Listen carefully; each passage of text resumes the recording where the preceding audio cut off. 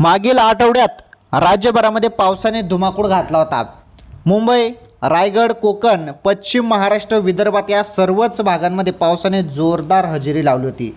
सध्या राज्यात पावसाचा जोर कमी झाला आहे। मुंबई व राज्यातील अनेक भागांमध्ये पाऊस अधूनमधून हजेरी लावत आहे, परंतु आता हवामान विभागाकडून राज्यातील अनेक भागांमध्ये वादळी वाऱ्यासह पावसाची शक्यता व्यक्त करण्यात आली आहे। तर अनेक जिल्ह्यांमध्ये पावसाचा येलो अलर्ट जारी करण्यात आला आहे। या जिल्ह्यांमध्ये विजांचा कडकडाटासह आणि वादळी वाऱ्यासह पावसाचा अंदाज आहे। त्या ठिकाणी सतर्कतेचा जो काही इशारा आहे तो देण्यात आला आहे।